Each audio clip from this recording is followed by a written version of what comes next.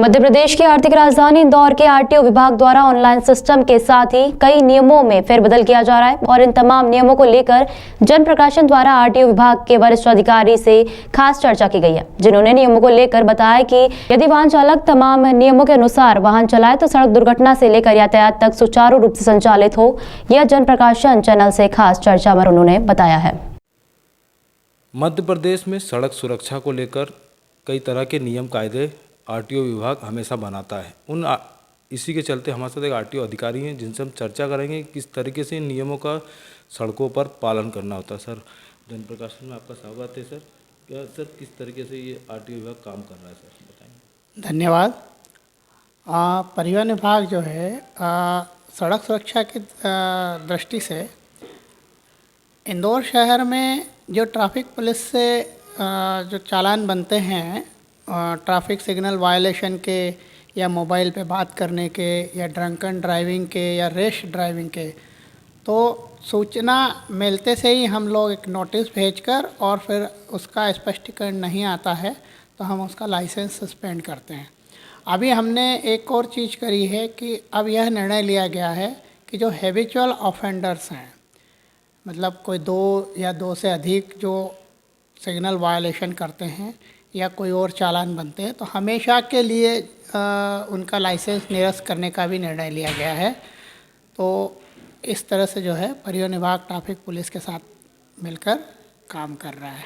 Sir, बात की जाए इस 2023 के आंकड़ों की, तो कितने ऐसे आंकड़े हैं सर अभी तक सामने? हमने 2023 में लगभग 3000 लाइसेंस सस्पेंड कर दिए हैं। हाँ सर, आप बात की जाए जो इलेक्ट्रॉनिक वाहन अब तादाद काफ़ी रोडों पर बढ़ गई है, सड़कों पर इसका दबाव भी बढ़ रहा है, तो इलेक्ट्रॉनिक जो वाहन है जो चल रहे हैं उनके लिए क्या कुछ मापदंड है सर?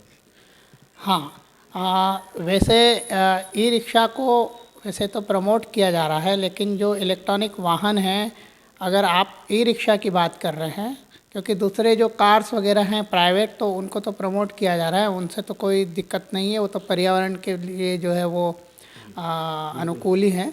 लेकिन जैसे ई रिक्शा की जैसे संख्या बढ़ती जा रही है तो उसमें उनको परमिट की आवश्यकता नहीं होती, लेकिन रजिस्ट्रेशन की आवश्यकता होती है, लाइसेंस की भी ज़रूरत होती है।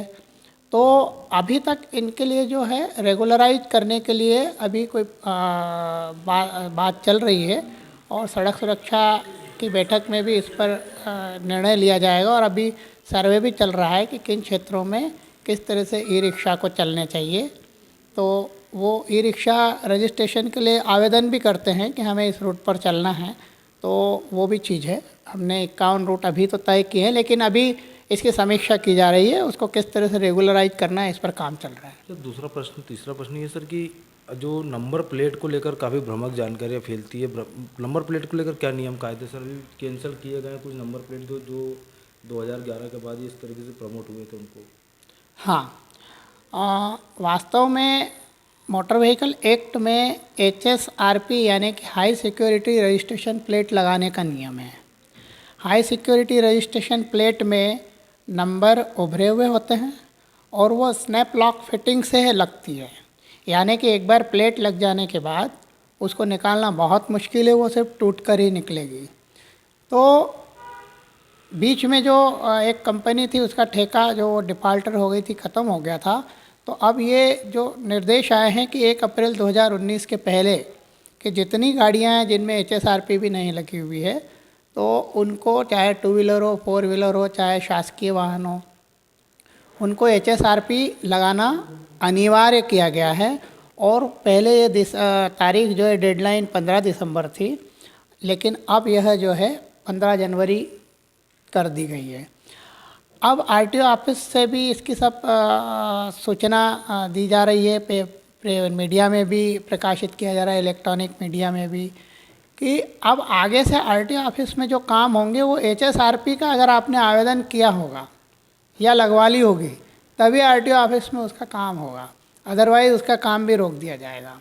किसी भी प्रकार का काम हो अगर वाहन से संबंधित कराना चाहेगा तो उसको ये प्रमाण दिखाना होगा कि HSRP लगी हुई है। अच्छा, एक बात और मैं बता दूं कि कई लोगों के मन में भ्रम है कि HSRP हमको किसके यहाँ लगवानी है। कोई कहता है कि साहब कहीं पे भी आप चले जाओ, कार डेकोर वालों, ऐसे नहीं है।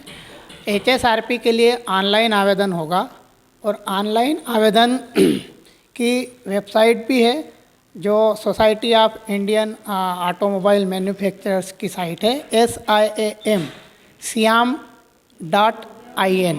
siam.in पे उस पे वो आवेदन कर सकते हैं और उसमें जो है वो एक कोई सी भी कंपनी सेलेक्ट करके अपने हिसाब से डीलर सेलेक्ट कर सकते हैं और इसके अलावा bookmyhsrp.com भी एक साइट है और बस उसको सेलेक्ट करने में ध्यान रखें उसमें इन दोनों साइटों में कि कोई दूसरी फेक वेबसाइट को ना चुनें, अदरवाइज जो है वहाँ का जिसे लगाते हैं उनके विरुद्ध भी कार्रवाई की जाएगी और साथ ही में जो बुलेट वाहन हो या जैसे वाहन हो जिनको मॉडिफाई करके चलाते हैं उनके ऊपर भी कोई आरटीओ कार्रवाई? हाँ बिल्कुल बिल्कुल बिल्कुल कार्रवाई की जाएगी। अभी रिसेंटली ही परिवहन आयुक्त कार्यालय से एक पत्र भी जारी हुआ है जो समस्त पुलिस कमिश्नर, पुलिस अधीक्षक और आरटीओस के लिए भी है कि जो गलत तरीके से नंबर प्लेट वगैरह लगाते हैं और उनके खिलाफ़ भी कार्रवाई की जाएगी और वो मानकों के हिसाब से ही जो है प्लेट लगवाना अनिवार्य है और उसकी डेट जो है वो 15 जनवरी डिसाइड की गई है। ठीक है, तो अवैध अगर प्लेट लगाएंगे तो उस पर भी नियमानुसार शासन प्रशासन आरटीओ सभी कार्रवाई करने के लिए स्वतंत्र है और करेंगे भी वो कार्रवाई। और जहाँ तक आप ये डीजे की बात कर रहे हैं तो सेंट्रल मोटर व्हीकल एक्ट और रूल्स के अगेंस्ट में कोई भी मॉडिफिकेशन होता है वो अवैध है। दूसरा, कोई भी मॉडिफिकेशन करने के पहले उसकी आरटीओ से परमिशन लेनी होती है। अब जो चेकिंग अभियान चलेगा या जो चलाया जा रहा है उसमें ये भी देखा जाएगा कि आप जैसे कह रहे हैं अवैध डीजे वगैरह, तो इनके खिलाफ़ भी हम कार्रवाई करेंगे, इनको जब्त करेंगे।